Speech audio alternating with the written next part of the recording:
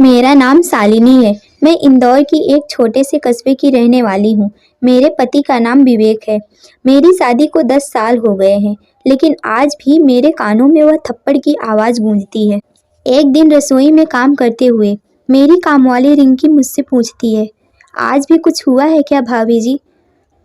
कुछ नहीं हुआ, तू अपना काम कर। यह कहते हुए मैं रसोई से बाहर चली गई। मेरी आंखें लाल और सूजी हुई थी। जिस मुंह को मैंने दुपट्टे से ढक रखा था, उसमें से मेरे गालों पर पड़े निशान मेरी कहानी बयां कर रहे थे। मेरा पूरा शरीर साथ नहीं दे रहा था, जैसे थक गया हो। फिर भी मैंने सब घर वालों के लिए नाश्ता बनाया। मैं सोफे पर बैठकर अपने 6 साल की बेटी को एकटक देख रही थी, लेकिन आज मेरी आंखों के सामने अपनी बेटी की वह तस्वीर बार बार उभर रही थी। जब कल रात मुझे पिटता देखकर मेरी बेटी रोते हुए इधर उधर भाग के कह रही थी, दादी आप पापा को बोलो ना मम्मी को ना पीटे। बुआ आप चलो ना, पापा मम्मी को बहुत मार रहे हैं। फिर वह अपने पापा से बोली, पापा प्लीज मम्मी को छोड़ दो।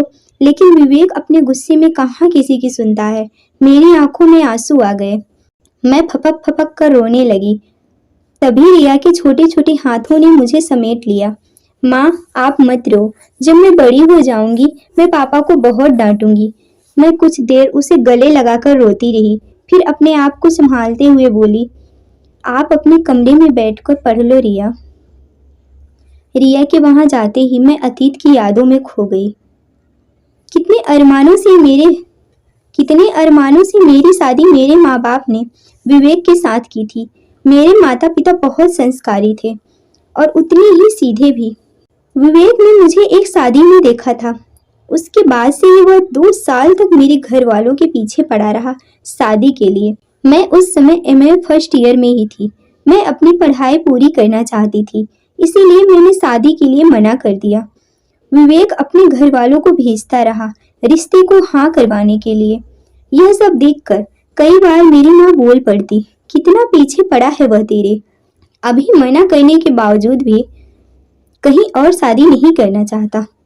हमें तो लड़का भाग गया है, तू हाँ कर तो हम भी हाँ कहे, खुश रखेगा वह तुझे। पढ़ाई पूरी होते ही मैंने रिश्ते को हाँ कर दिया। शादी के 10 दिन बाद ही मेरे गाल पर पड़े थप्पड़ ने मेरे प्रति विवेक के प्यार का इजहार कर दिया था। छोटी सी तो बात थी, जब विवेक की माँ ने कहा, विवेक हमारी गुड़िया इतना काम करती है, लेकिन पता नहीं लोग अपनी लड़कियों को काम करना क्यों नहीं सिखाते। तेरी जिद की वजह से शादी कर दी तो क्या अब हमें बहू का सुख भी नहीं मिलेगा? विवेक मुझसे बोला, माँ यह क्या कह रही है? ऐसा कौन सा काम है घर में जो तुमसे नहीं हो पाता? मैं कुछ बोलती इससे पहले सासू माँ बोली, अब यह तो कहेगी कि मैं काम करती हूँ और तू भी इसकी खूबसूरती पर लट्टू होकर उसकी हाँ में हाँ मिला देगा। चल गुड़िया काम शुरू करे। हाय मेरे पैरों का दर्द। लेकिन सुनते ही मेरा कान और दिमाग सुन्न हो गया।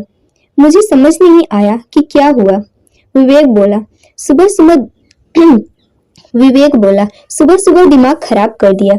सिर्फ खूबसूरती से काम नहीं चलेगा मैडम, अपनी जिम्मेदारियां समझो।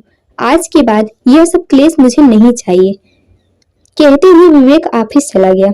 वह पहला थप्पड़ था जो उस दिन मेरे गाल पर नहीं मेरी आत्मा पर पड़ा था। मैं पूरा दिन रोती रही, घर का काम भी करती रही, यूं ही बेहाल सी। लेकिन किसी ने भी मुझे यह नहीं पूछा खाना खाया कि नहीं। किसी ने 2 शब्द प्यार से भी नहीं बोला। मेरे घर में काम करने के बावजूद भी यह जताते रहे कि थप्पड़ मार के उनके लड़के ने अपने आप को जोरू का गुलाम के लेवल से बचा लिया। आज उसने अपने मर्द होने का प्रमाण दिया। मैंने शाम को अपनी माँ को बताया, माँ यह घर हमारे घर से बिल्कुल अलग है, क्या पापा ने कभी आपको थप्पड़ मारा है?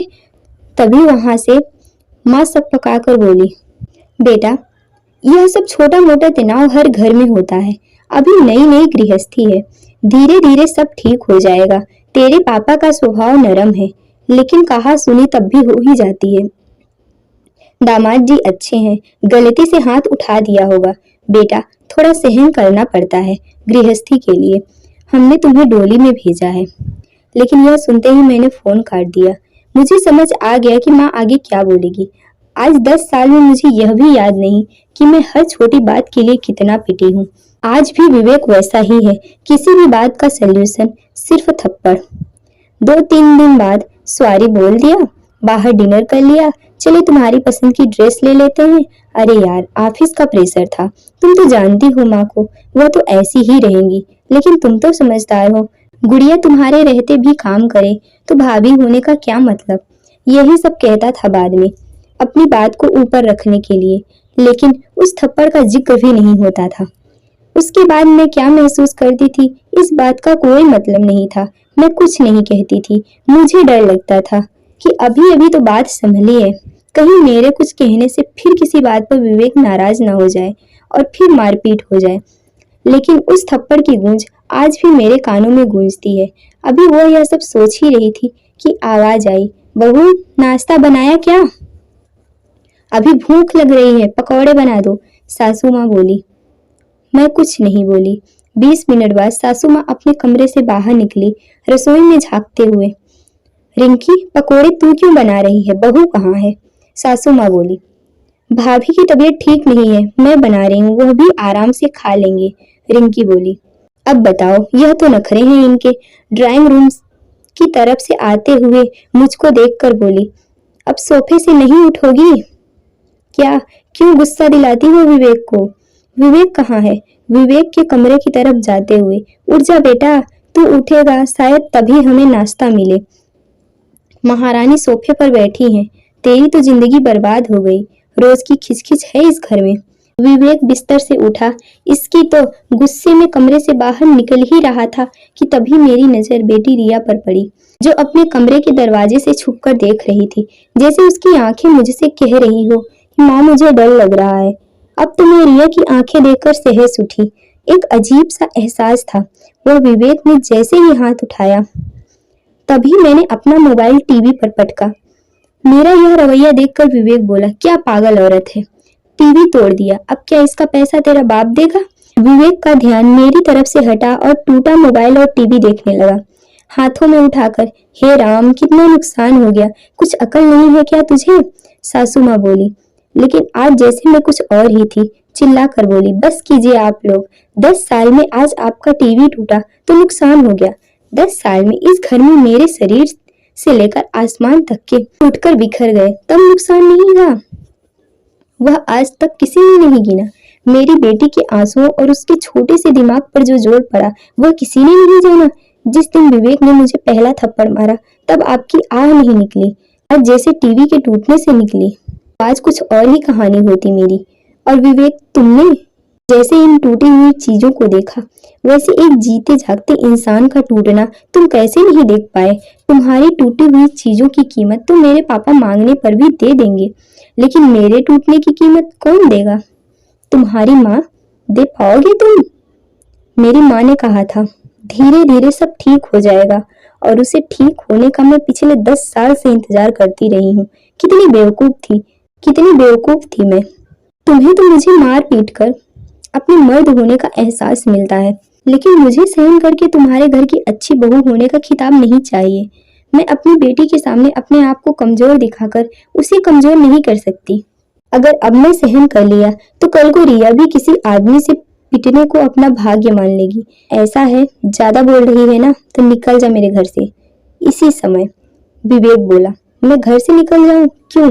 अगर मैं एक बार अपनी आवाज को बुलंद कर दूं तो तुम्हें इस घर से निकलना पड़ेगा।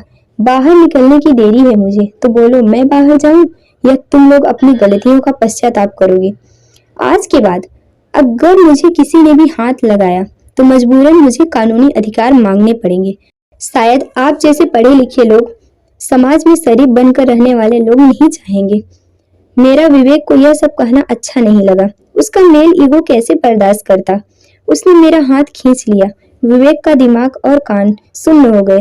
जोर की एक आवाज से कमरा गूंज उठा। सास और ननद के मुंह से भी एक आवाज नहीं निकली। मेरे तेवर देखकर सब एक एक शांत हो गए। मैंने आवाज लगाई, रिंकी पकौड़े ले आना, मेरे और रिया के लिए, भूख लगी है। मैं आज समझ चुकी थी, अत्याचार करने वाले से ज्यादा उसको सहने वाला बुरा होता है। मैं वैसे भी सब अच्छा करने के बाद भी एक बुरी बहू और बुरी पत्नी ही रही, लेकिन आज एक बुरी बहू और बुरी पत्नी बनना मुझे मंजूर था, लेकिन एक बुरी माँ बनना मंजूर नहीं था, जो अपने लिए नहीं लड़ सकती। दोस्तों, कई बार हम अपने आप को कमजोर मानकर किसी की जातियों को बढ़ावा देते हैं कि शायद हमारे सहन करने से वह हमारी अच्छाई को समझ जाएगा और एक दिन सब ठीक हो जाएगा। सहने का मतलब यह नहीं होता कि हम किसी को अपनी आत्मा को जलाने का अवसर दें। कभी कभी हमें इस भाषा में जवाब देना पड़ता है जिस भाषा में वो हमसे सवाल करते हैं। हमारी लड़ाई हमें खुद ही लड़नी होती है। दोस्तों, उम्मीद करती हूँ आपको हमारी यह कहानी पसंद आई होगी। पसंद आई है तो वीडियो को लाइक करें, चैनल पर नए हैं तो चैनल को सब्सक्राइब करें और हाँ, नोटिफिकेशन बार को जरूर दबाएं ताकि अगली अपडेट सबसे पहले आपको मिले। धन्यवाद।